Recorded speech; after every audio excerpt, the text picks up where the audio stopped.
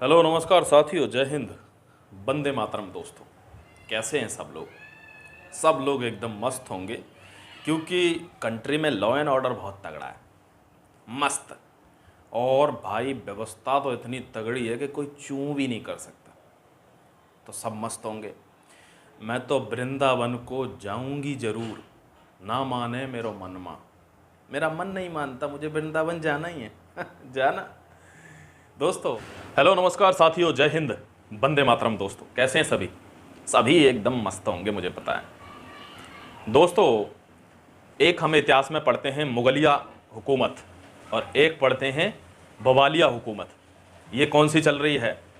ये चल रही है बवाल वाली, यानी अब लेखपाल में भी सिस्टम गड़बड़ा गया। यानी अब लेखपाल में भी का मतलब क्या है कि पहले भी गड़बड़ाया है।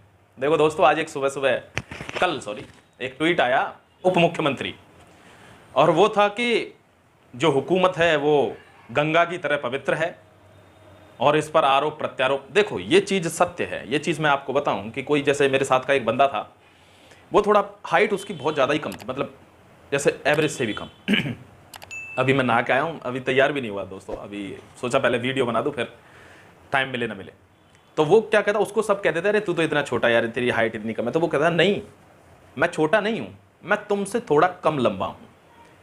समझ रहे हो? है तो वो छोटा ही, लेकिन कह रहा मैं तुझसे थोड़ा कम लंबा हूं, छोटा नहीं हूं। ये होता क्या नजरिया। अब गवर्नमेंट का जो काम है वो उसको दो नजरिए से लोग देख सकते हैं। जो उसके फेवर में होंगे वो ये देखेंगे कि पहले इन चीजों की पता नहीं चलती थी, यानी नकल पहले भी होती थी, जुगाड़ से पहले भी लोग लगे हुए हैं, जो कुछ काफी उम्र दराज लोग हैं हमारे आस पड़ोस में भी, ये बताते हैं कि भाई फलाने फलाने ऐसे भूदेव की मार्कशीट थी, मैंने लगा दी, उन्होंने कौन सा भूदेव का मुंह देखा था तो ऐसे भी नौकरियां पहले लगती हैं, लगी थी। अब क्या है, अब ये पकड़े जा रहे हैं, तो जो गवर्नमेंट की तरफ से रहेंगे लोग वो ये बोलेंगे कि भाई अब ये सारे पकड़े जा रहे हैं, इसलिए लग रहा है कि बहुत ज्यादा धांधली हो रही है सब चीज में। लेकिन जो थोड़े से अगेंस्ट में होंगे उनका नजरिया अलग होगा, सिर्फ नजरिए का गेम है। और ये हकीकत है कि हर पेपर में नकल होती ही है और हो रही है। इस गवर्नमेंट में थोड़ी ज्यादा ही हो रही है। समझ रहे हो बात को? कि यानी कि लोग पकड़े जा, अब यूपीएससी वाले मामले में ये देखो, अतिशयोक्ति अलग चीज होती है और मजाक अलग चीज होता है। जुमला दे दिया कोई, ये हो गया, ये ठीक है, इतना तक ठीक है। लेकिन ये कह देना कि गंगा की तरह पवित्र, इस पे तो अब शब्द भी निकल जाएगा भाई। गंगा मां का आप यहां अपने आप से कंपैरिजन नहीं कर सकते, ये विवादित स्टेटमेंट है, कॉन्ट्राडिक्टरी है ये। यानी जब आंखों के सामने लोग पकड़े जा रहे हैं, धड़ाधड़ उसमें नकल हो रही है, पर्चियां, वीडियो वायरल हैं। वीडियो को तो झूठा नहीं कर सकते, पर्ची वाला फोटो तो ये भी है कि घर भर पे खींच लिया जाए, लेकिन वीडियो जो वायरल हो रहे हैं ऑन द स्पॉट ग्राउंड के, उनको झूठा नहीं कहा जा सकता। तो इसको आप ये कहो कि हाँ गड़बड़ी हुई थी, हमने उनको पकड़ा और भी पकड़ेंगे, ये कह दो तो ठीक है। लेकिन कह रहे हो कि गंगा की तरह हम पवित्र हैं, गलत, सरासर गलत। जो चीज गलत है वो गलत है। लेकिन साथ ही साथ एक दूसरा पहलू भी है कि कोई अगर ये कहता है कि हर पेपर का री एग्जाम हो जाएगा, नहीं, मुमकिन ही नहीं है। ये सिर्फ एक मतलब एक मंडली हो जाएगी ये कि हर पेपर का री एग्जाम, ऐसे तो किसी की नौकरी नहीं लगेगी भाई। यानी कुछ सेंटरों पर लोग पकड़े जाएंगे तो उनको प्रशासन पकड़ेगा, उनको फिल्टर करेगा। हर पेपर का री एग्जाम नहीं हो सकता, जिसमें बहुत ही बड़ा अंदेशा रहेगा। और सबसे बड़ी बात, आपने देखा था जो शिक्षक वाला पेपर था, 21 लाख लोग बैठ गए थे उस पेपर में, आधे घंटे के बाद बैठे हुए लोगों का पेपर कैंसिल हो गया था। क्यों? सरकार ने आदेश दिया था। तो जिसकी तरफ सरकार हो जाती है, अरे तुम सीधी सीधी सोचो ना, तुम गांव के प्रधान हो, कोई ऐरा गैरा आके गाली थोड़ी दे जाएगा। अगर दे भी जाएगा तो उसका हिसाब कर दोगे ना पुल के उस पार जाके समझ रहे हो? तो इसलिए जिस पर पावर होती है उसके हाथ में कुछ चीजें होती ही हैं। जुडिशरी में आदमी कब जाता है? जुडिशरी में जब जाता है जब उसके सारे दरवाजे बंद हो जाते हैं। सारे दरवाजे बंद हो गए तो जुडिशरी में चले गए। अब जुडिशरी का तो अपना रोल है भाई, more than 3 crore cases pending में है। जिसका नंबर पे आ जाए ठीक है, जिसका नंबर पे आ जाए, किस्मत अच्छी हो, काम हो जाता है। नहीं नंबर पे आ रहा तो साल भी खींचेगी, 2 साल भी हो सकता है, 3 साल भी खींचे।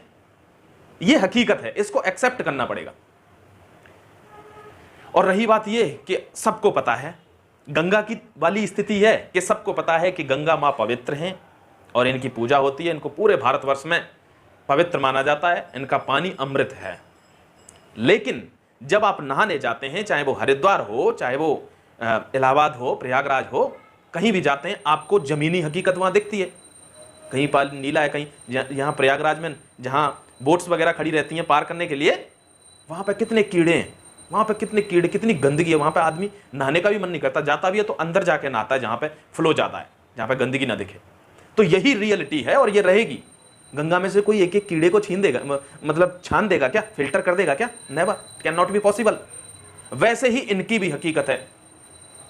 मैं किसी का सपोर्ट नहीं कर रहा यहां पे कि किसी को ये कह रहा हूं, लेकिन हां ये चीजें आपको समझनी चाहिए। इस व्यक्ति तो केवल बता सकता है, मैं बता सकता हूं, कोई और बता सकता है। समझनी आपको ही पड़ेगी कि स्टेप क्या लेना है। कोई ये कहता है तू ये स्टेप मत ले, उसकी मत सुनो। मैं भी कुछ कहता हूं, मत सुनो। जो तुम्हारे दिमाग में है आप कॉन्क्रीटली उस पर वर्क करो।